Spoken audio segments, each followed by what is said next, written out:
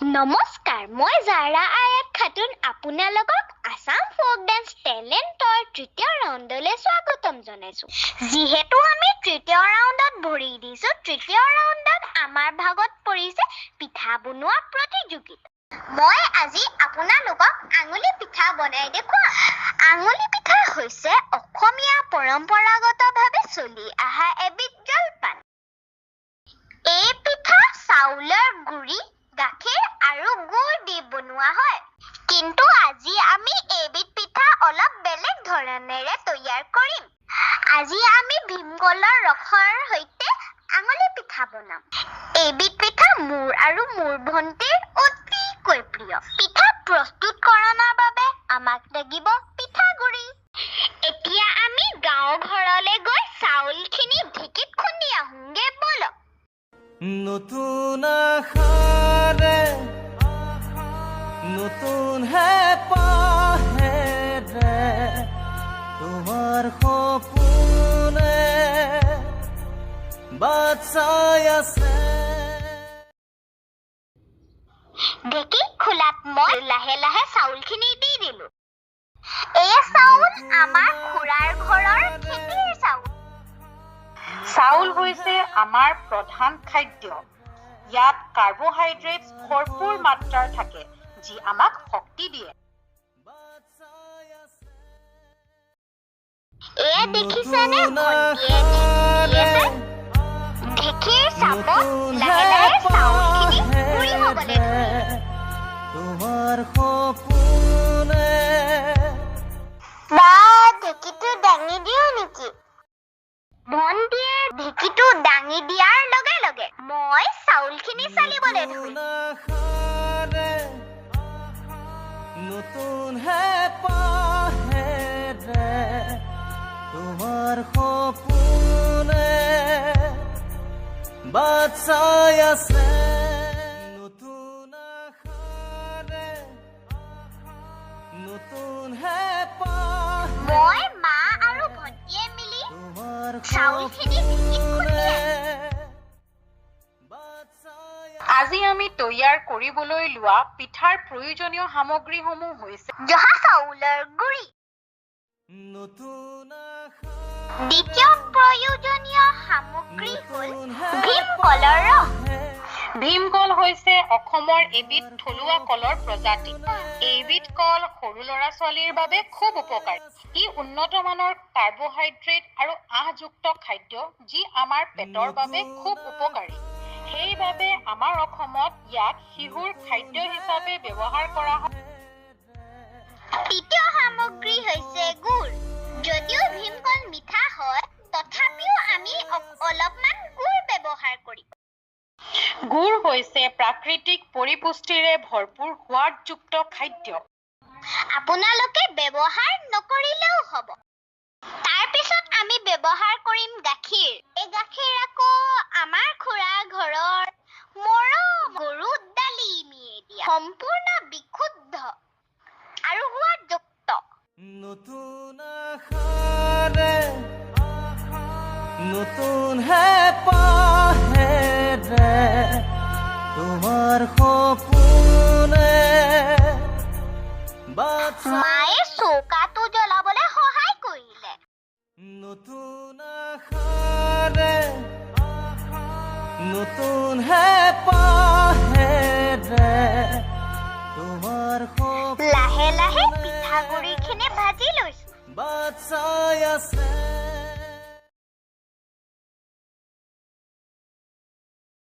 নতুন আশাৰে নতুন হেঁপাহেৰে তোমাৰ সপোনে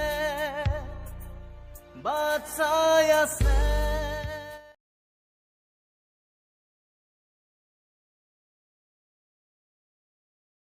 সোৱাদৰ বাবে অলপমান নাৰিকল ৰুকি ললো। নাৰিকল ৰুকাত মই ইমান ভাল নহয় দেই। তুমি জানানে এইবিধ কলৰ নামটো কি? ভীমকল। হয়, ভীমকল। ভীমকল হৈছে অসমৰ এবিধ থলুৱা কলৰ প্ৰজাতি। এইবিধ কল সৰু ল'ৰা-ছোৱালীৰ বাবে খুব উপকাৰী। ই উন্নত মানৰ কাৰ্বহাইড্ৰেট আৰু আঁহযুক্ত খাদ্য যি আমাৰ পেটৰ কাৰণে খুব উপকাৰী। সেইবাবে আমাৰ অসমত ইয়াক শিশুৰ খাদ্য হিচাপে ব্যৱহাৰ কৰা হয়। নতুন আশাৰে নতুন হেঁপাহেৰে তোমাৰ সপোনে বাট চাই কলখিনি পিটিকি দিয়াৰ পিছত চালনীৰ সহায়ত কলৰ ৰসখিনি উলিয়াই ললো। আসাম folk এয়া মোৰ কলৰ ৰস তৈয়াৰ হৈ গ'ল। নতুন আশাৰে নতুন হেঁপাহেৰে তোমাৰ সপোনে বাট চাই আছে।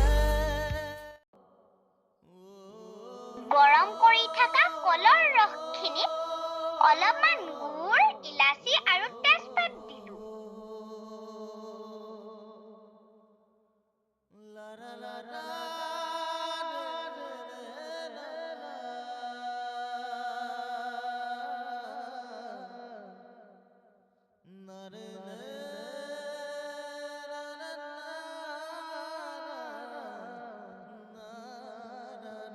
চাওকচোন, ৰসৰ ৰংখিনি ইমান ধুনীয়া হৈ পৰিল।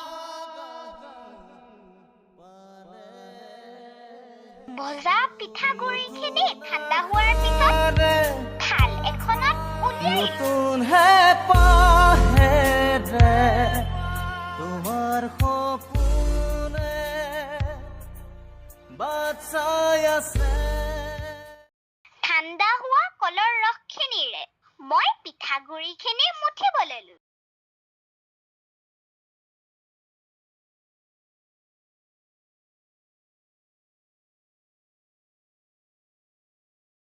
নতুন আশাৰে নতুন হেঁপাহেৰে তোমাৰ সপোনে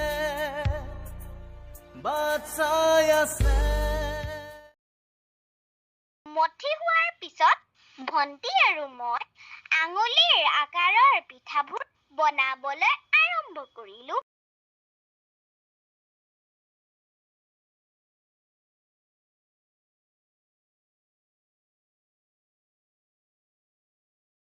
যাৰা আঙুলি পিঠাৰ ইতিহাস আৰু ঐতিহ্যৰ বিষয়ে জানানে?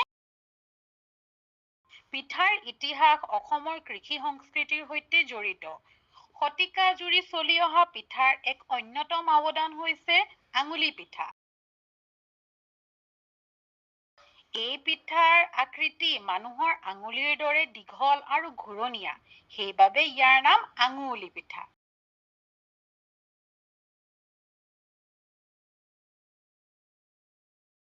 উতলি থকা ৰসত তৈয়াৰ হৈ থকা পিঠাখিনি সিজাবলৈ ধৰিলো।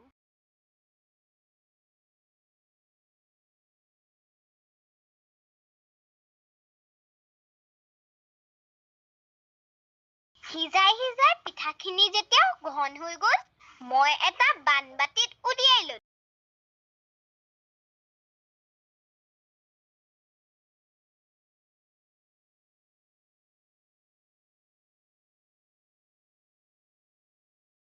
নাৰিকলৰ গুৰি অলপ দি পিঠাখিনি সজাই দিলো।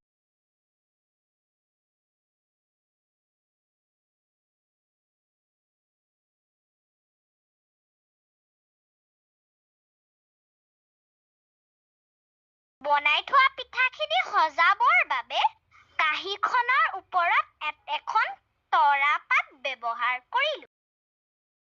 নতুন আশাৰে নতুন হেঁপাহেৰে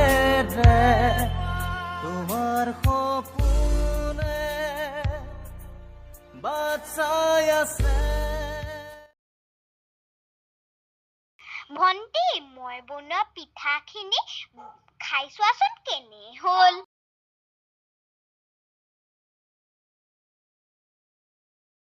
বা ভয় ভাল হৈছে, টেষ্টি টেষ্টি।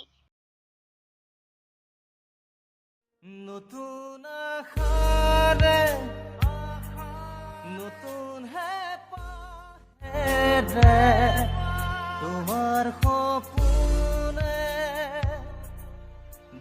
চাই আছে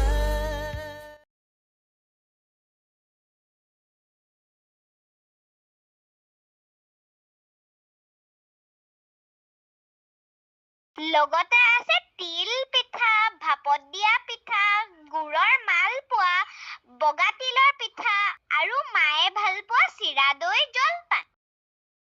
আশা কৰোঁ আমি প্ৰস্তুত কৰা পিঠাৰ শিতান আপোনালোকে নিশ্চয় ভাল পাব। ধন্যবাদ।